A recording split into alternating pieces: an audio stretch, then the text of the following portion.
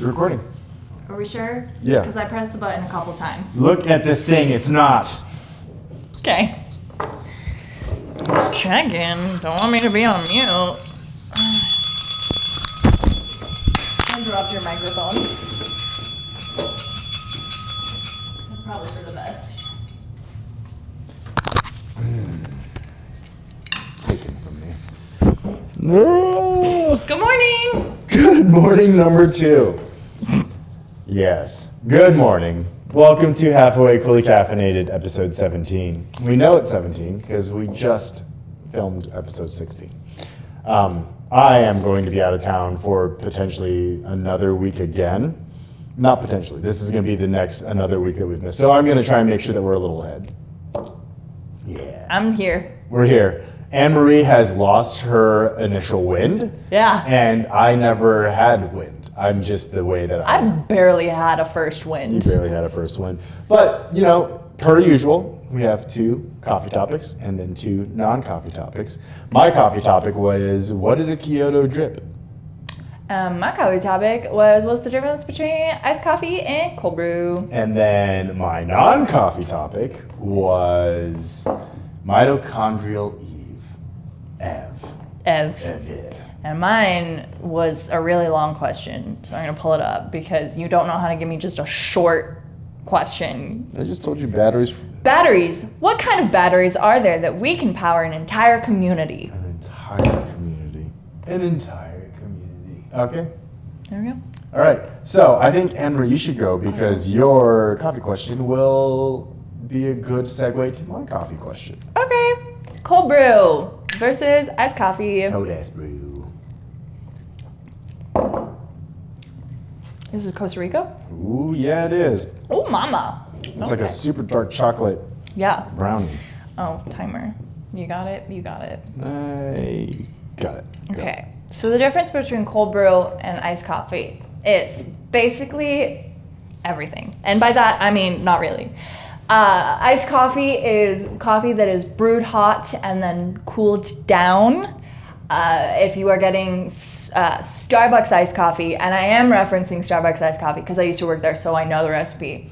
It is like a double strength concentrate of hot coffee that you brew, and then you put ice in it to cool it down immediately, and it tastes like feet. Feet? Yeah, it's not good. Oh. It's not No. good. And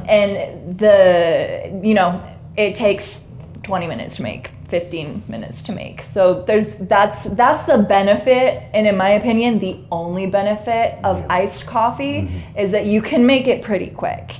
Cold brew coffee takes anywhere from like 10, 12 to 24 hours, depending on the person and the recipe. And the methodology.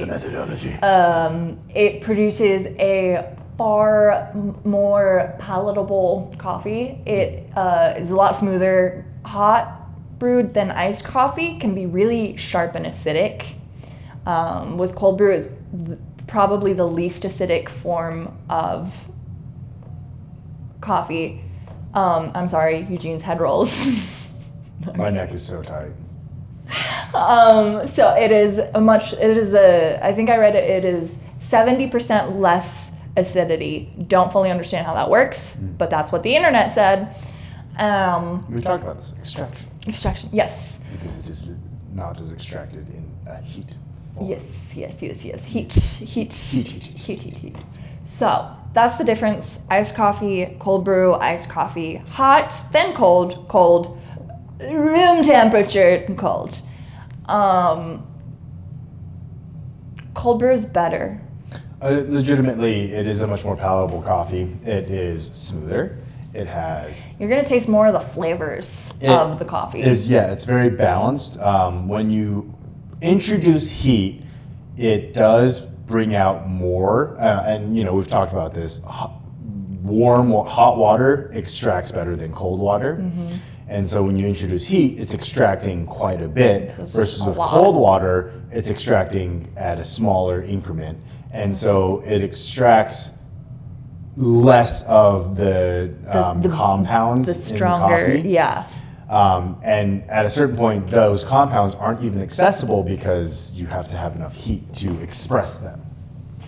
Yeah, express those compounds. I will honestly say that there are plenty of places that like, I think it's better now, but like early on, like early 2000s, like 2010-ish, a lot of people would just be like, oh yeah, we have cold brew. Yeah, absolutely, we have cold brew. And it's like, it was yesterday's coffee with ice. And that's what a lot of places still do, I think. And a lot of places still do. And cold brew does take a little bit more time. It does require a little bit more water, but you have to dilute it. Like, you gotta cold dilute brew it. comes out in this like slurry concentrate, like almost a syrup, and Yuck. it's super strong. Even right now, so Anne-Marie and I both had the same amount of coffee. She actually diluted hers quite a bit more. I did not add as much water. I didn't want to have an anxiety attack on camera. Yeah, that it happens. Cold brew does have quite a bit more caffeine as well because it is a syrup as well. Yeah. And we have 8 more seconds. Cold brew! Cold brew, guys. All day, let's go. Cold Yeah. brew is far better coffee. And oh God, we did it. All right. 4 minutes for Kyoto drip. Kyoto drip. I was confused when you asked me this. Part of me was like, oh, it's flash brew, like it's the pour over with ice in it. And I was like, and I looked it up and I was like, oh God, I was wrong. What's wrong with me? And I realized it's 5 a.m. Well, not anymore. It's not 5 a.m. anymore. But I was wrong. Kyoto drip is actually, we have the device outside. It is a massive glass enclosure container thing. There's a thing in the bottom. There's a spirally glass spindle at the top, and then, or in the middle, and then at the very top is another large glass container. Kyoto drip is a form of cold brew. That's not what came up, but it is the way that we make some of our cold brew. And it is a very, very time-intensive process. And it also produces a coffee that is completely different than our standard cold brew. Like, it does not taste the same. Like, we've put in an Ethiopia Guji into our Kyoto drip, and it has come out tasting like whiskey. Whiskey. And it really, it kind of, standard cold brew comes out with like a very dark, syrupy, like chocolatey, almost like very powerful, bold flavor without a lot of bitterness or acidity. Kyoto drip is on another spectrum of like, it's not as syrupy, it's not as bold, and it does highlight more of the lighter flavor profiles. History of Kyoto drip is that it started in, you guessed it, Kyoto, Japan. And I tried to figure out exactly why it was done. And what I understand is that it was a method of brewing tea that was taken by coffee lovers and applied to coffee in Kyoto in the past like 4 or 5 decades. Like it's really young. It's really not that old of a brewing method. And so a few decades ago in Kyoto, shops started to experiment with this because it's a very intriguing way of making cold brew. Like, you walk in, you see it, it's like, oh, that's really interesting, I want to know more about that. And then along with being interesting and intriguing, it does create a completely different flavor profile for coffees. So it started in Kyoto, and it was like, okay, cool, let's make this work. And in the early 2000s, other specialty coffee shops around the world were like, this is a very unique way of brewing coffee, and we want to use this in our shops. And so that is how it made its way into shops, is that it's a very unique way of making coffee, and it's different. Are you gonna explain how you make it? Yeah, absolutely. Sorry. So, like I explained to you, there's the glass container on the bottom, the spindly glass in the middle, and then there's the glass on top. You fill the container in the top with water, and we usually put ice, and you let the water drip through the spindly part, and there's this small little spout that you have complete control over, and you have to set it so that it's pretty much dripping 1 drop of water every second or so. So it is extremely slow. You do wet the coffee grounds a bit before you start this process, because if you don't, then it's just never going to ever brew. But all the coffee grounds are in the bottom container. Oh dear Lord. There's four compartments. My bad, 4 compartments. There's the catch that gets all the coffee. Then there's the container that has the grounds. Then there's the spindly bit, and then there's the water container. And so it drips through the ground coffee, and it takes gravity, and it goes for a very long time through this massive container of coffee, extracts, and then it drips out into the bottom. At a certain point, it's like watching an hourglass. It is. It looked like a chemistry experiment hourglass. Stop it. Okay, done. Next question. Next question. Batteries. I had to make notes because... Ready? I'm ready for it. Okay, so what kind of batteries can power an entire community? There's a couple of different ones. The first one that comes up is just a really big lithium-ion battery. Which I'm assuming is very much not sustainable, or yeah, it's not. Makes a lot of sense.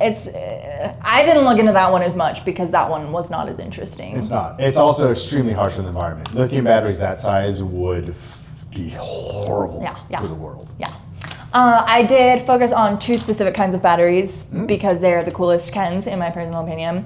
I will say there is in Hornsdale, there's Hornsdale Power Reserve in South Australia, and it is a 100 megawatt of lithium ion battery systems. 1 megawatt is 1 million watts, okay? And then 1 megawatts is enough electricity to meet the instant demand of 750 homes at once. Just one of those boys, and this one in Australia is 100 of those boys. So that's a big one. Anyway.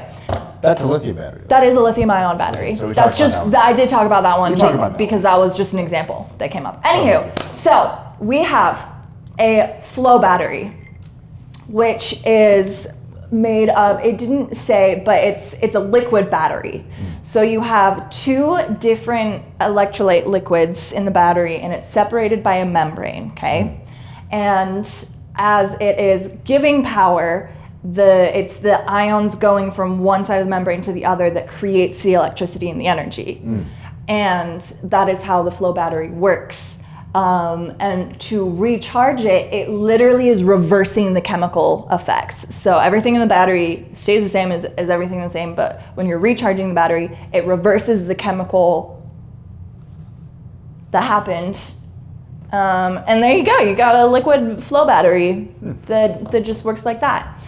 The other one that I think is more interesting and hurts my brain a little bit is called a pumped hydro storage battery. This is the one that I was thinking. Where basically you have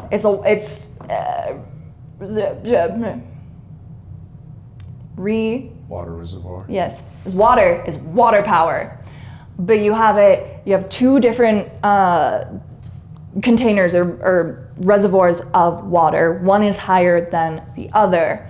And this allows you to have control over like the amount of power you're creating at once. So you can make more for the surges, you can make less for non-surges and stuff like that. And what it does is when it is not producing power, when it's creating or making the energy, the water is pumped from the lower reservoir to the upper reservoir.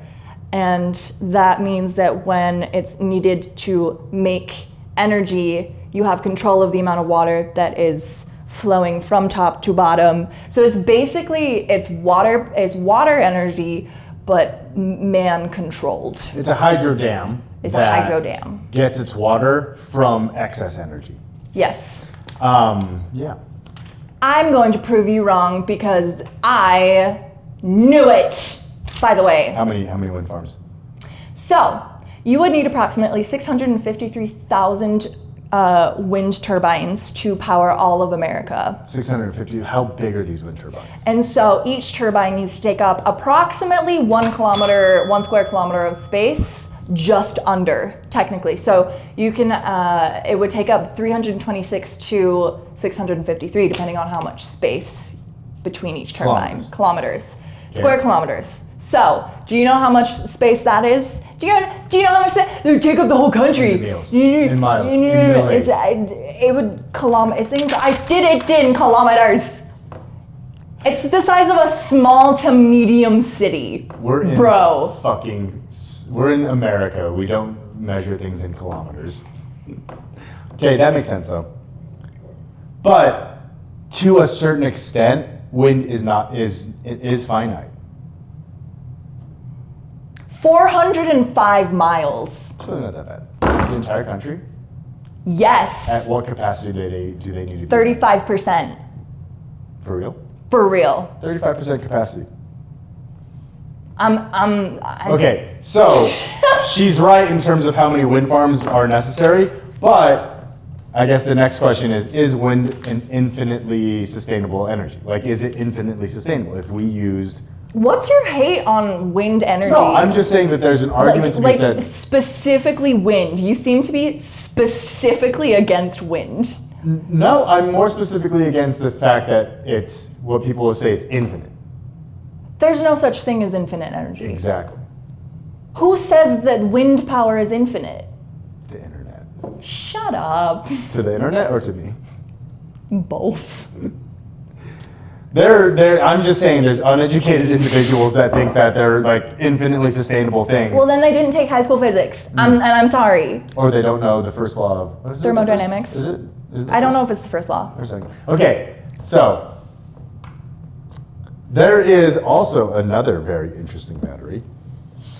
It's similar to the water, but it's legitimately taking massive stones. Ooh, I didn't see this one. And it, like, as energy is being produced at an overly large amount, the stones are moved up a mountain, a slope.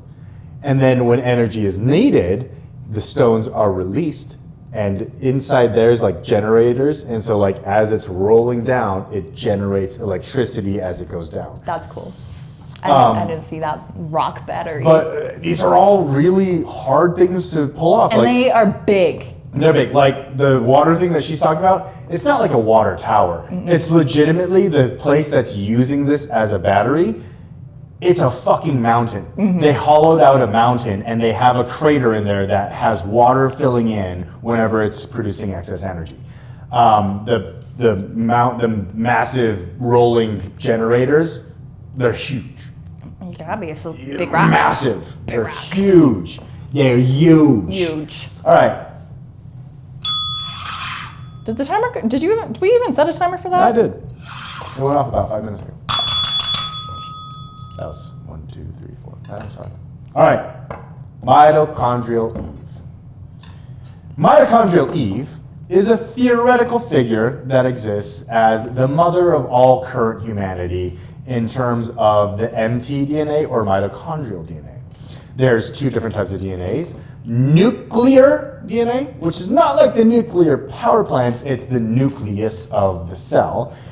Nuclear DNA is made from both mom and dad. Mom and dad make nuclear.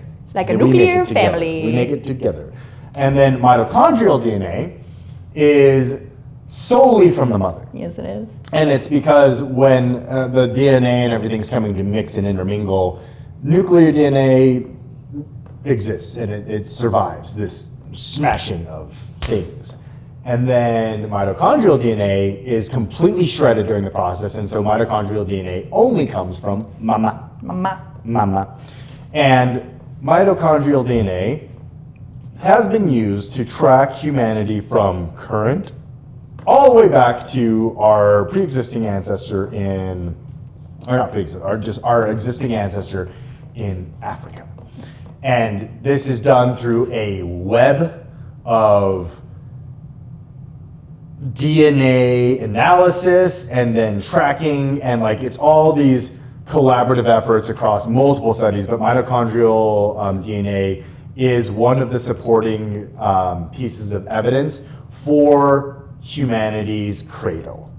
And the way that this works is that the mitochondria, the powerhouse of the cell, it goes through mutations relatively consistently comparatively to nuclear DNA. So nuclear DNA might change every 20 to 30,000 plus years, whereas mitochondrial DNA can make an adjustment every 3,500 years. And so we can, it's give or take a few hundred years, something like that.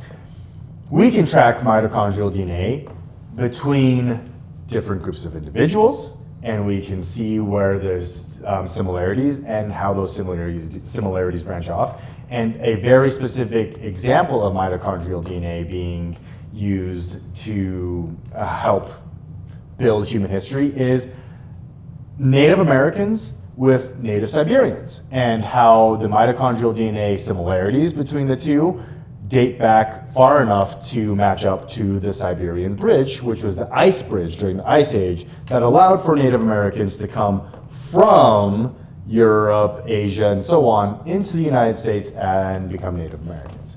It also helped us track Asians and where Asians come from and so on. And it's all based on these mitochondrial mutations, along with checking like DNA found, prehistoric DNA. So checking prehistoric DNA from bones and teeth, and then checking it with living individuals today. So basically, Mitochondrial Eve is Big Mama. Is Big Mama. But to be clear, Mitochondrial Eve is theoretical. Yes. And I also want to be clear, when something is called a theory, it's not like it's a guess. It's that there's a mountain of research that exists and is created to support the theory. So for anyone that's like, oh, well, it's just a theory,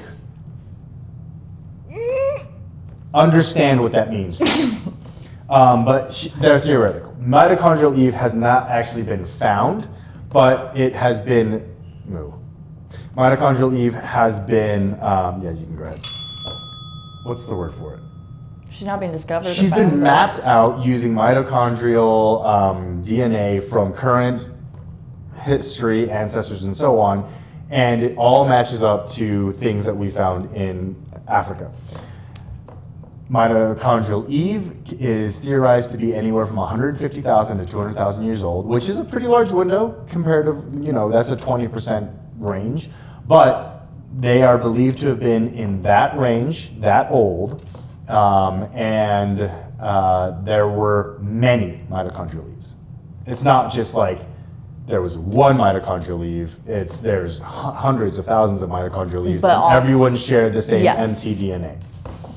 All in Africa. All in Africa. And these are all part of the same Homo sapien group, and Homo sapiens are considered to be 300,000-ish years old. So mitochondrial Eve was after a large number of generations of Homo sapiens. Oh. Homo sapiens sapiens. Homo sapiens. Homo sapiens. All right, so, ladies and gentlemen, thank you for joining. We still have to ask our next question. We do. Yeah, which we didn't plan for. We forgot about that. It's okay. I think I have a couple of questions that I've written down. Let me check in here really quick. Really quick. I do want to know how a lithium battery works. How does a lithium battery work? Yes, that is my question to you. Okay. That is my question to you for non-coffee. And then, tell me about the way that your mom made coffee and how it sits with you. Okay. Like in memory, I mean, like, is Yeah. there any nostalgia or anything like that? Okay. See, now I want to give you a non-science. I feel like we've delved deep into the sciences and the Yeah, go for it. the What's a stuff. cultural thing that we can What's talk a cultural thing we can talk about? I feel like cultural things are more like, what's your opinion on this? Or, about? Sure. Okay. What is your opinion on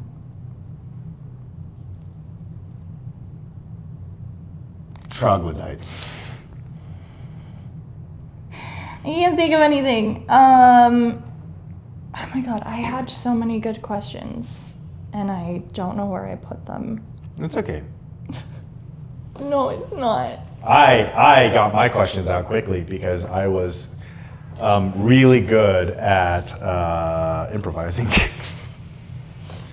But all I saw was your mom's coffee on our like coffee question list, and I was like, yeah, that's actually kind of nice. And that one's a little bit more like a homey memory type coffee thing. Ready. Okay, it's a sciencey one. Got it. What are freckles? Oh, wow. What are freckles? All right. My coffee question. And your coffee question is, do espresso shots die? Got it. Did you write down the questions I give you? Yep. Cool. All right. Well, thank you, ladies and gentlemen, and other individuals, anyone that is listening, for taking the time to join us Thank you. on Half Awake Fully Caffeinated episode 17. And if you have questions, if you feel like we could have delved into a topic more, or you just have a topic you want us to dive into, please let us know. Let us know. Let us know. Don't forget to like, comment, and subscribe. Thank you. Bye-bye. Bye. We did it. We did it.